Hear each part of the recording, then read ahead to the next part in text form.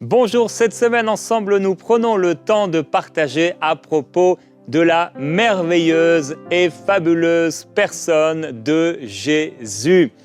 Jésus-Christ est notre ami, il est notre sauveur, il est notre Seigneur, il est notre roi. Et on a vu lundi que Jésus s'est présenté comme étant le Fils de l'homme. Il a pris une chair semblable à la nôtre, il a souffert pour nous, il nous a montré un modèle, il a pris notre place sur la croix, mais il est également le Fils de Dieu. Jésus est le Fils de Dieu. Nous avons partagé hier que Jésus aussi le Sauveur. Jésus-Christ est le Sauveur de tous les hommes et particulièrement des croyants. Alors si tu es sauvé, déclare avec moi « Je suis sauvé » et réjouis-toi. Réjouis-toi d'être sauvé et d'appartenir au Seigneur Jésus-Christ. Réjouis-toi en cette journée malgré les difficultés, les tribulations que tu peux traverser, les épreuves que tu peux rencontrer, de ce que ton nom est inscrit dans le livre de vie, dans le livre de l'agneau. Quelle grâce extraordinaire! J'écoutais ce chant en anglais ce matin pendant ma préparation qui disait que les épreuves ne voleront pas mon chant, les difficultés ne voleront pas mon chant, alors que les difficultés de ta vie ne te volent pas ta louange à Dieu. Jésus est le Sauveur, mais Jésus est également le Seigneur, et c'est ce dont on va parler aujourd'hui. Et c'est exactement là, dans ce point précis, que beaucoup de gens se perdent et font erreur. Beaucoup de gens acceptent que Jésus-Christ soit leur sauveur, mais au moment où on parle de la Seigneurie de Jésus, ils se retirent en arrière. Vous vous souvenez de cette histoire de Jésus qui est là en train de marcher et à un moment, la foule va se retirer en arrière en entendant les paroles de Jésus et elles étaient si particulières. Jésus-Christ ne voulait pas seulement sauver les gens, mais Jésus est établi comme le Seigneur des Seigneurs car il sait mieux que nous ce qui est bon pour nous. Et c'est ce qui est écrit dans Jean chapitre 6. Jésus va dire que ces paroles sont esprit et vie, mais que quelques-uns ne croient pas. Et il va parler du fait de boire son sang et manger sa chair comme une véritable nourriture.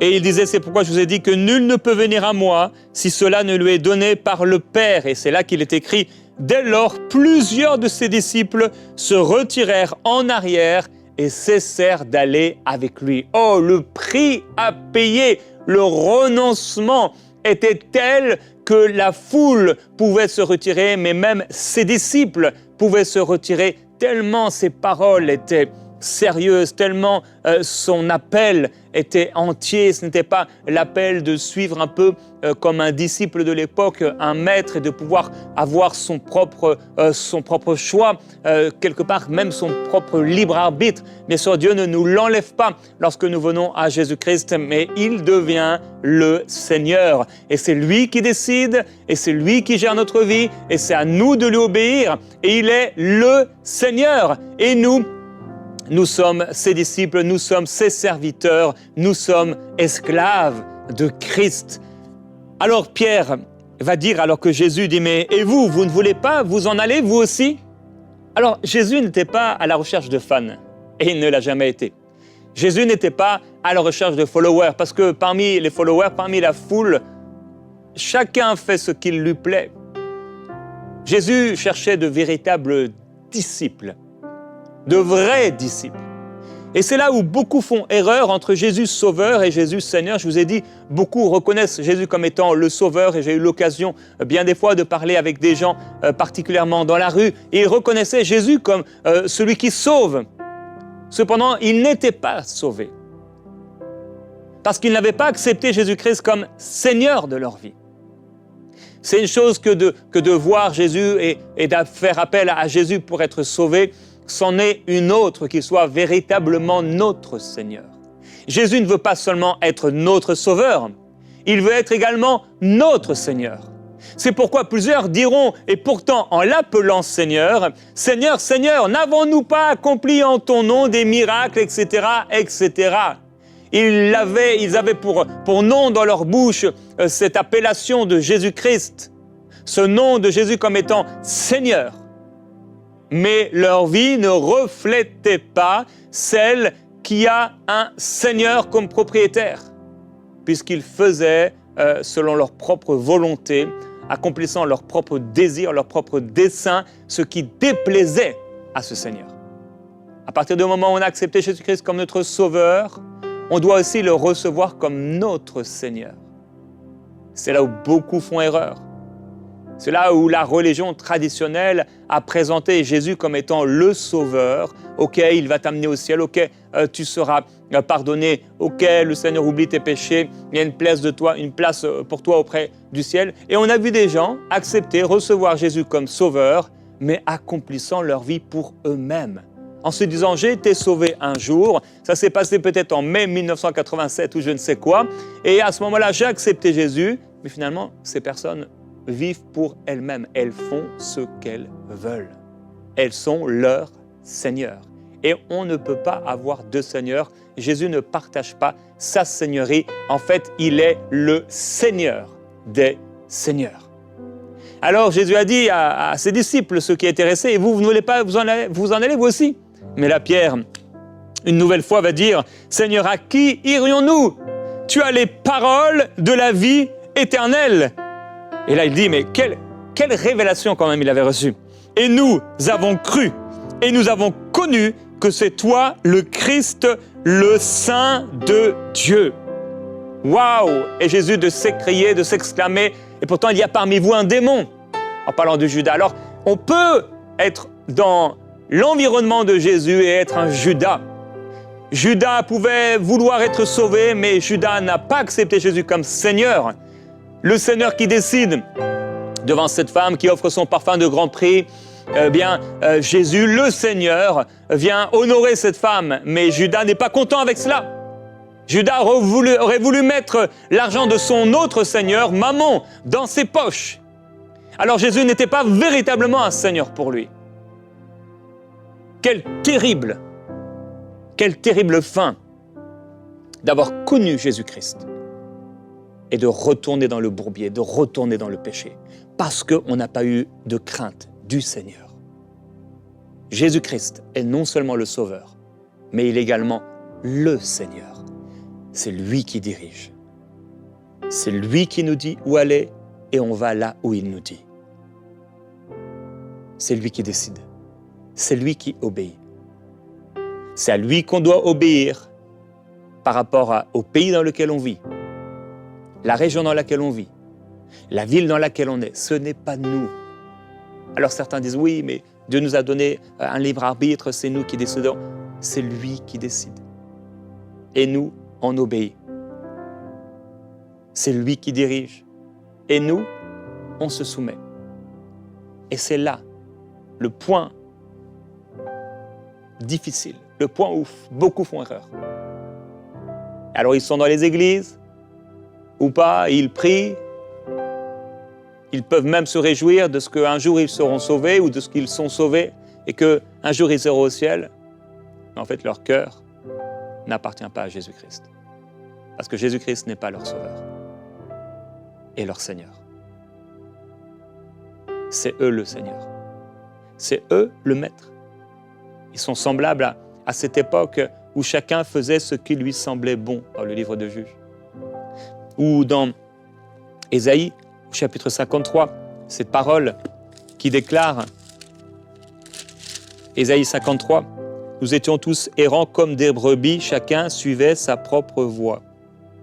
Et l'Éternel a fait retomber sur lui la faute de nous tous. » Jésus-Christ doit être notre Sauveur et Jésus-Christ doit être notre Seigneur.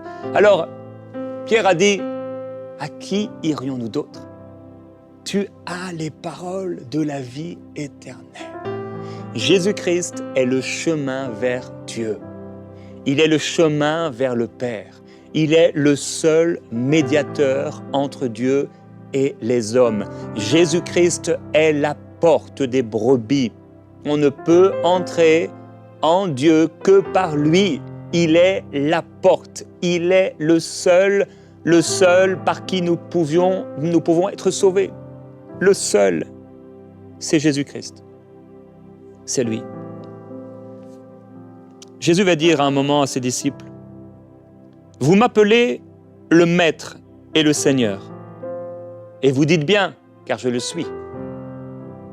Si donc je vous ai lavé les pieds, moi, le Seigneur et le Maître, puisque ces deux mots sont à peu près les mêmes, le terme Seigneur dans le Nouveau Testament, on va le retrouver 667 fois. Vous vous souvenez de la série que j'ai faite sur le chiffre 666 ? Et j'ai parlé des 667 fils, etc., en disant qu'à un près, il y a une grande différence. Alors, il y a une grande différence entre 666 et 667. Une grande différence. Et il y a une grande différence entre Jésus Sauveur et Jésus Sauveur et Seigneur. Et ce terme, ce qui est kurios dans le grec, veut dire maître, seigneur, prince, propriétaire ou encore messie. Donc on le retrouve à propos des maîtres de cette vie, des maîtres ou des directeurs d'entreprise dans les évangiles par exemple, ou comme le Messie, c'est le Seigneur, c'est le maître, c'est le propriétaire, c'est le responsable, c'est celui qui dirige. C'est ça. C'est la place de Jésus. Et donc il dit, si donc je vous ai lavé les pieds, moi le Seigneur et le Maître, vous aussi, vous devez vous laver les pieds les uns aux autres. Car je vous ai donné un exemple afin que vous aussi, vous fassiez comme moi je vous ai fait. Et il dit, si vous savez cela, bon, on va lire, en vérité, je vous le dis, le serviteur n'est pas plus grand que son Seigneur, ni l'apôtre plus grand que celui qui l'a envoyé. Si vous savez cela, vous êtes heureux pourvu que vous le mettiez en pratique. Et là, à nouveau, il va parler de Judas. Pour faire vraiment la distinction, la différence. Ce n'est pas tout de suivre Jésus. Beaucoup de gens le suivent. Vous vous souvenez de la foule qui le suivait, il s'est retourné. Il a dit, si quelqu'un veut me suivre, qu'il renonce à lui-même, qu'il se charge de sa croix et qu'il me suive. Donc on peut penser suivre Jésus, on peut aller à l'église, on peut prier, on peut s'attendre au ciel, avoir l'impression de le suivre, mais Jésus dit, non, non, si quelqu'un veut me suivre. Mais ça, je suis en train de te suivre. Non, non, si quelqu'un veut me suivre, qu'il renonce à lui-même, qu'il se charge de sa croix. Seigneur, permets-moi toujours de porter ma croix. Permets-moi en 2024 et dans les années qui suivent de porter ma croix, d'accomplir ta volonté. Seigneur, non pas ma volonté, mais ta volonté. Ta volonté. Alors Jésus nous dit, si je vous ai lavé les pieds, moi le Seigneur et le Maître, vous devez vous laver les pieds les uns des autres. Jésus était-il en train d'instaurer comme quelque chose qu'on devait faire à chaque fois que nous nous voyons, nous lavant les pieds les uns des autres? Non. Il parle d'un amour profond, il parle d'une humilité. Il parle du fait de pouvoir pardonner l'autre, de pouvoir aimer l'autre profondément, comme on s'aime soi-même. Alors, si on l'appelle Seigneur et Maître, est-ce qu'on est en train de pratiquer ce qu'il nous dit? Est-ce qu'on aime ceux qui nous entourent? À un moment, Thomas, alors que Jésus parle, il dit, il y a beaucoup de demeures dans la maison de mon Père, sinon je vous l'aurais dit, je vais vous préparer une place. Mais si je m'en vais, je vais vous préparer une place, je reviendrai, je vous prendrai avec moi, afin que là où je suis, vous y soyez aussi. Et où je vais, vous en savez le chemin. Et là, Thomas va dire, mais Seigneur, nous ne savons pas où tu vas et comment on en saurait le chemin.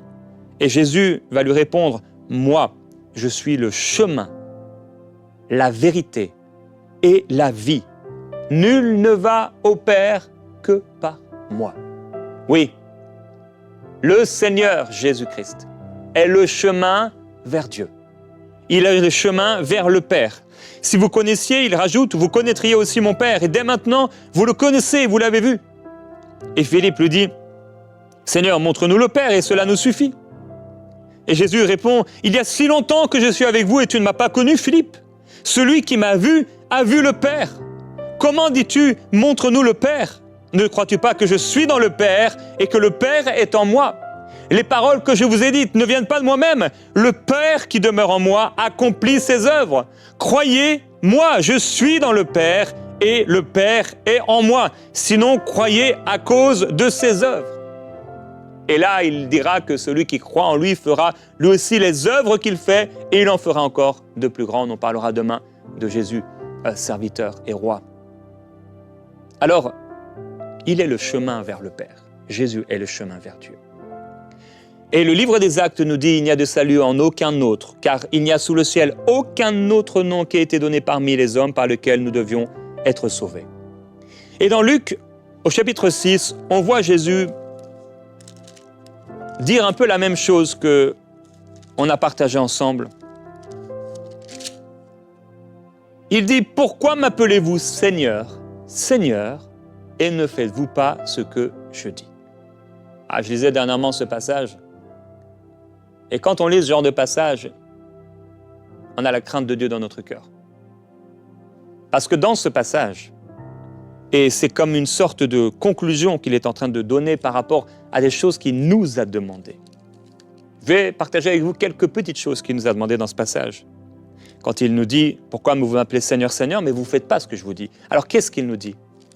« Mais je vous dis, à vous qui écoutez, aimez vos ennemis. Faites du bien à ceux qui vous haïssent. Bénissez ceux qui vous maudissent. Priez pour ceux qui vous maltraitent. » Waouh! On est tellement loin, parfois dans nos vies, et tellement loin dans nos églises, de ce que Jésus nous a demandé. Il nous dit d'aimer nos ennemis. Cette personne qui t'a fait du mal, ton Seigneur, pas le Sauveur, mais le Seigneur, te demande de l'aimer. Là, vous savez, c'est le point dont j'ai parlé. C'est comme le levier de passer de Jésus Sauveur à Jésus Seigneur. Seigneur et Sauveur. Et ce point, on pourrait l'appeler l'obéissance, ou encore la soumission. Ok, tu es le Seigneur, tu me dis d'aimer mon ennemi, il n'y a plus de question de ma volonté, il n'y a plus de question de mes blessures, il n'y a plus de question de mes raisonnements, de mes pensées, de mon expérience, de mon vécu, de mes blessures. Tu as dit, Seigneur, d'aimer mon ennemi, je me soumets. Je vais aimer mon ennemi. Tu as dit de faire du bien à ceux qui m'haïssent, je vais leur faire du bien. Tu as dit de bénir ceux qui me maudissent, je vais les bénir.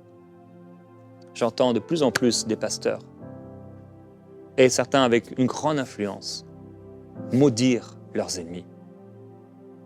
On ne maudit pas nos ennemis. Jésus a dit, bénissez. Bénissez ceux qui vous maudissent. Priez pour ceux qui vous maltraitent. Et là, il parlera, voilà, si quelqu'un te frappe, sur la joue, présente-lui l'autre. Donne à quiconque te demande, etc. Si vous aimez ceux qui vous aiment, quel gré vous en saura-t-on? Si vous faites du bien que à ceux qui vous font du bien, quel gré vous en saura-t-on? Les pécheurs font aussi cela. Et il répète, mais aimez vos ennemis, faites du bien, prêtez sans rien espérer, et votre récompense sera grande et vous serez appelés fils du Très-Haut, car il est bon pour les ingrats et pour les méchants.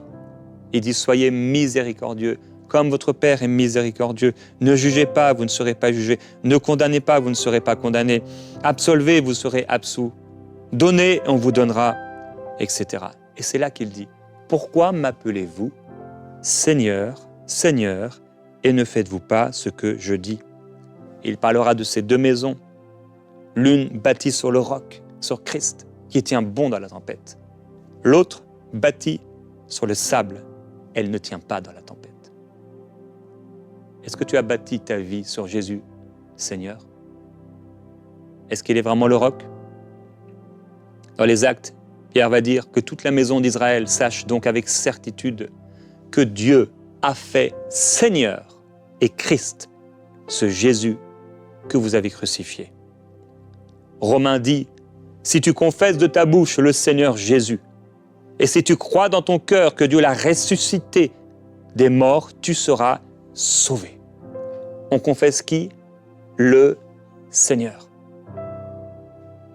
Et accepter, confesser, recevoir Jésus Seigneur nous amène au salut. Philippiens chapitre 2, c'est pourquoi Dieu l'a souverainement élevé et lui a donné le nom au-dessus de tout autre nom, afin qu'au nom de Jésus, tout genou fléchisse. Dans les cieux, sur la terre et sous la terre, que tout genou fléchisse. Pourquoi? Parce qu'il est le Seigneur. il est le Seigneur. Et que toute langue confesse que Jésus-Christ est quoi? Sauveur? Non. Que toute langue confesse que Jésus-Christ est Seigneur, à la gloire de Dieu le Père. Corinthiens, pour nous, il n'y a qu'un seul Dieu, le Père, de qui viennent toutes choses et pour qui nous sommes, et un seul Seigneur, Jésus-Christ, par qui sont toutes choses et par qui nous sommes. Il n'y a pas d'autre Seigneur. Et on aura cet encouragement de marcher comme le Seigneur Jésus-Christ a marché. Et on retrouve dans Apocalypse, Jésus, il est écrit sur son vêtement et sur sa cuisse, il est écrit « Roi des rois et Seigneur des seigneurs ». Avant de prier, dans un instant, 1 minute, je vais prendre pour partager 2 témoignages. Comme vous le savez, on est dans cette campagne des 20 000 partenaires mensuels. Des hommes et des femmes qui ont reçu Jésus-Christ comme Seigneur et Sauveur. Je crois que vous le recevez ainsi, votre Sauveur et votre Seigneur. Suzanne de France qui dit « Bonjour l'équipe, vous êtes une grande bénédiction pour tout le monde. J'ai pu accéder à la propriété de ma maison après avoir semé 1 000 € pendant la campagne de 2022. C'était impossible humainement, mais Dieu l'a fait. C'est un miracle. Toute ma famille en parle tout le temps. C'est un miracle. Merci de tout cœur pour votre engagement et que Dieu récompense votre mission. » J'ai voulu partager ce témoignage parce qu'on voit ici, voilà, une sœur qui avait un besoin, mais elle a obéi au Seigneur. Elle a obéi au Seigneur. Jésus l'a dit, donnez et il vous sera donné. Elle a obéi au Seigneur et le Seigneur l'a béni. Ou encore Joël de France, cela fait 10 ans que je suis EMCI, à l'époque ça s'appelait enseigne-moi.com. En effet, et je bénis le Seigneur pour vos vies. Je ne compte plus le nombre de fois où étant à terre, le Seigneur vous a utilisé pour me raviver. Merci infiniment d'avoir contribué à ma croissance, que le Seigneur vous utilise davantage. Ce projet a tout de suite trouvé une place dans mon cœur étant un amoureux de la Bible, que notre Seigneur l'amène à l'existence. Merci Joël et merci aussi à tous ceux qui soutiennent l'œuvre de Dieu EMCI. Ce n'est pas notre vision. Et un jour, le Seigneur, je m'en rappelais ce matin, m'a montré que ça va aller au-delà de nous. Cette vision, il n'est pas question de nous, il est question de lui. C'est son œuvre. Nous lui appartenons. Tout est à lui. Notre argent, notre vie, tout est à Jésus. Tout est à lui et tout est pour lui. Et nous, on doit juste obéir, se soumettre, marcher dans la crainte de Dieu tous les jours de notre vie. Alors, mon frère, ma sœur, est-ce que tu es prêt aujourd'hui à recevoir Christ comme ton Seigneur? Là où tu es, dis-lui, demande-lui pardon de ne pas obéir. Demande-lui pardon pour toutes les fois où tu as fait tes plans toi-même, tu as décidé par toi-même de faire les choses à ta propre sauce. Est-ce qu'il est ton Seigneur? Je voudrais qu'on prie un moment. Jésus-Christ, tu t'es révélé comme étant le Fils de l'homme dans ton humanité. Le Père a dit du haut des cieux que tu es le Fils de Dieu. Tu t'es manifesté, révélé comme le Sauveur. Mais tu désires être connu et reçu comme le Seigneur. Jésus-Christ, on ne veut pas être de ceux qui disent Seigneur, Seigneur, et on ne fait pas ce que tu nous dis. Je veux prier aujourd'hui pour quelqu'un qui résiste. Depuis longtemps, il sait, elle sait qu'il doit faire quelque chose, mais il résiste, il refuse. Il y a une personne, tu dois renoncer à une relation. Et le Seigneur t'en a parlé. Maintenant, il ne viendra pas te donner la visitation d'un ange. Il t'en a parlé, tu le sais dans ton cœur. Et arrête de demander des signes et des signes et des signes. Le plus grand des signes, c'est le témoignage intérieur. Et tu sais que ça doit s'arrêter. Arrête cette relation. Plusieurs personnes, vous faites des choses qui ne sont pas à la gloire de Dieu. C'est une chose de tomber une fois, c'en est une autre de tomber sans cesse. Ce n'est pas normal. Est-ce que Jésus-Christ est ton Seigneur, vraiment? Est-ce que tu veux lui plaire? Est-ce que tu es sérieux avec Dieu? Seigneur Jésus-Christ, on ne veut pas être rejeté. En recevant une facette de qui tu es. On veut te recevoir comme Seigneur de notre vie. On veut dire, comme tu l'as dit à Gethsémane, non pas notre volonté, mais ta volonté. Il y aura des difficultés, il y aura des temps difficiles, mais tu seras avec nous. Là où tu es, c'est là où on veut aller. Là où tu es, c'est là où on veut être. On ne veut pas être ailleurs. Seigneur, ne me permets pas d'être ailleurs. Ne nous permets pas d'être ailleurs. Dis-le au Seigneur, ne me permets pas d'être ailleurs aujourd'hui. Ne me permets pas d'être ailleurs. Là où tu es, c'est là que je veux être. C'est là que je veux être. Ce que tu me demandes de faire, je veux le faire. Je veux obéir. Seigneur Jésus-Christ, est-ce que ton amour pour Dieu est plus grand que cette faiblesse, que cet amour pour ce péché? Jésus ne peut cohabiter avec un autre Seigneur. Et il dit, soit il haïra l'un et s'attachera à l'autre. Il n'y a pas de juste milieu. Soit on déteste et on s'éloigne, soit on aime et on s'attache.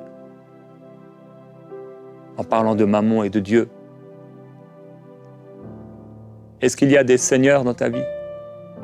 Le seigneur de la cigarette, le seigneur de l'alcool, le seigneur de la colère, le seigneur des disputes, le seigneur des mots violents, le seigneur de la pornographie, le seigneur de l'argent, le seigneur de la gloire, le seigneur de la volonté propre, le seigneur des raisonnements quant à l'argent, les choses de cette vie. Aujourd'hui, renonce à ces seigneurs et déclare au nom du Seigneur Jésus-Christ, je renonce à toute seigneurie sur ma vie qui n'est pas celle de Jésus. Renonce maintenant. Renonce dans ce temps de prière. Dis non à ces seigneurs. Dis non à ces mammons. Dis non à ces dieux, quel que soit leur nom. À ces seigneurs, quel que soit leur nom. Jésus-Christ, tu seras le seul Seigneur de mon cœur. Tu seras le seul Seigneur de ma vie. C'est toi le chemin vers Dieu. C'est toi le chemin vers le Père. Tu es mon Sauveur et mon Seigneur. Jésus-Christ, je veux accomplir ta volonté. Je veux aimer. Je veux t'obéir réellement. Même quand il y a un prix à payer. Même quand la chair voudrait faire autrement. Je veux t'obéir, Seigneur. Je veux te plaire. Je veux t'être agréable. Jésus. Seigneur, tu sais bien tout ce qu'il y a dans les cœurs, dans les vies. Tu sais bien tout ce que tu nous as demandé. Et tu sais exactement là où ça coince parfois, là où ça résiste. Mais nous soumettons notre cœur à ta Seigneurie. Nous soumettons notre cœur à ta Seigneurie. Jésus-Christ, tu es le Seigneur et nous sommes tes serviteurs. Nous nous soumettons à toi. C'est toi qui décides. Et nous disons ensemble, non pas notre volonté, mais ta volonté. Accomplis à travers nous ce que tu veux. Tu dis un mot et j'obéis. Tu dis un mot et je le fais. Amen. Alors, mon frère, ma sœur, quel que soit ce que le Seigneur te dit, ce qu'il te dit depuis longtemps, ou ce qu'il te dit en ce moment, ou ce qu'il te dira, tu peux le noter quelque part et lui obéir. Et faire ce que tu dois faire. Ainsi tu seras un bon disciple, comme le Maître. Et lorsque tu l'appelleras et tu feras appel à lui comme étant le Seigneur, il sera là et il approuvera, parce qu'il trouvera en toi un vrai disciple. Un vrai disciple. On se retrouve demain dans Prière inspirée.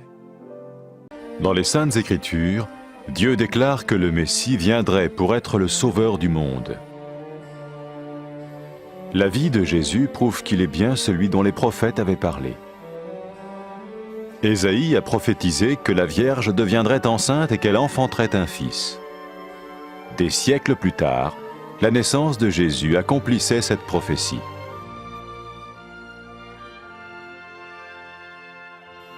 Les Saintes Écritures déclaraient que le saint à naître serait appelé le Fils de Dieu. Cela signifiait que Jésus serait le Fils de Dieu au sens spirituel et non au sens physique. Nous le voyons par sa manière de vivre. Il a guéri des malades, il a pardonné leurs péchés, les a ramenés à Dieu et leur a promis une place dans le royaume éternel de Dieu. Il s'est offert lui-même en sacrifice pour le péché à leur place. Puis il est revenu à la vie, victorieux sur la mort selon le plan de Dieu. Jésus a dit « Personne ne me prend la vie, mais je la donne de ma propre volonté. » La vie de Jésus n'a pas seulement accompli les écrits des prophètes, mais elle a aussi confirmé la vérité de la sainte parole de Dieu. Les prophètes avaient écrit « Ta parole, ô mon Dieu, est parfaite, elle dure à toujours. » Jésus lui-même a dit « Le ciel et la terre disparaîtront, tandis que mes paroles ne disparaîtront jamais. » Jésus est venu pour nous donner la vie dans toute sa plénitude. Et quand l'homme a désobéi à Dieu dans le jardin d'Éden, il a choisi sa propre voie et ses actions l'ont séparé du Créateur.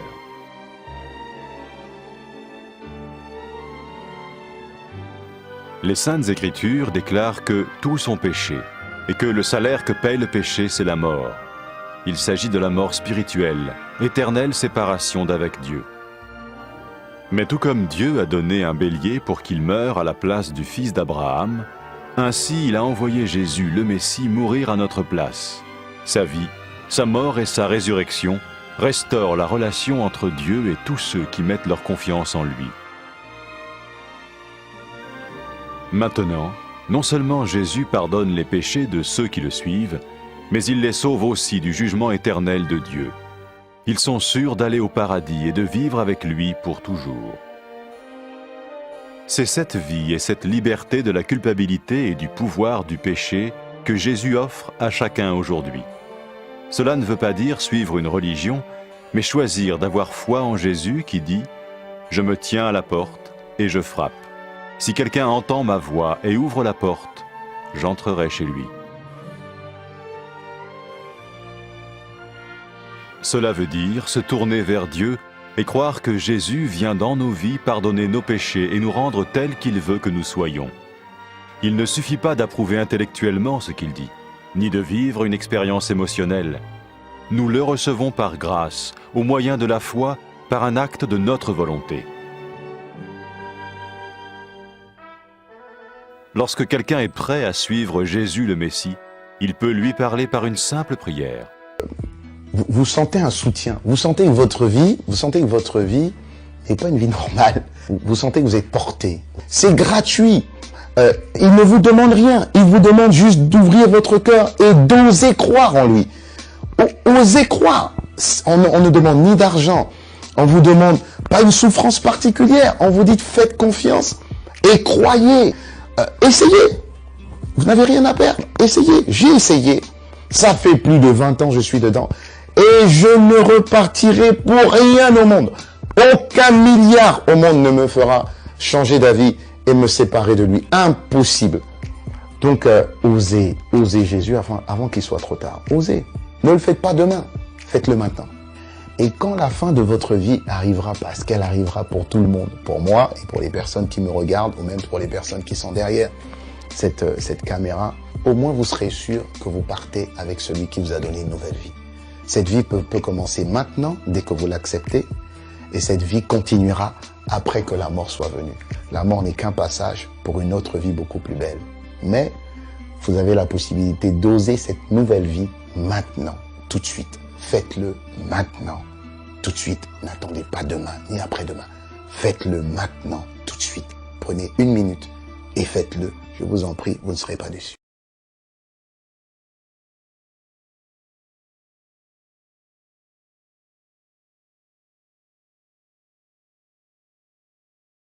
Après avoir écouté ce message, si vous avez décidé de donner votre vie au Seigneur Jésus-Christ, faites cette prière avec l'homme de Dieu. Mon Dieu, je viens devant toi, tel que je suis. Je confesse Jésus-Christ comme mon Sauveur et mon Seigneur.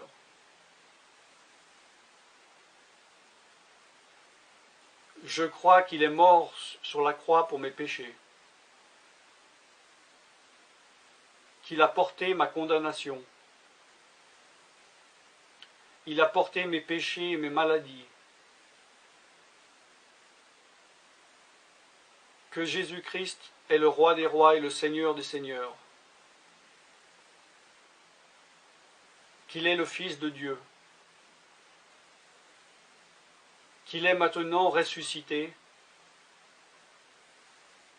et assis à la droite du Père.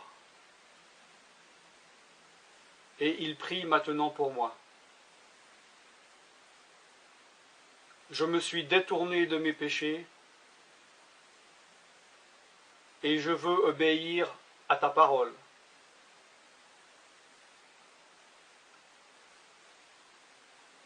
Je viens à toi en te demandant, mon Dieu, de me donner ton Esprit Saint.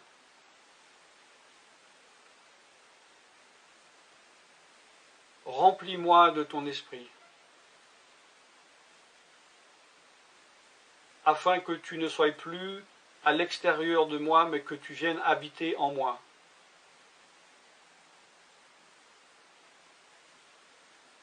Et que je devienne ton temple. Esprit de Dieu, viens habiter en moi. Purifie-moi, lave-moi, sanctifie-moi, rends-moi pur, transforme-moi à l'image de Dieu. Je te remercie car je crois que tu m'as donné ton esprit, car tu ne mens pas. Et tu as dit dans ta parole que tu donnes à celui qui te demande. Je fais cette prière au nom de Jésus-Christ. Amen.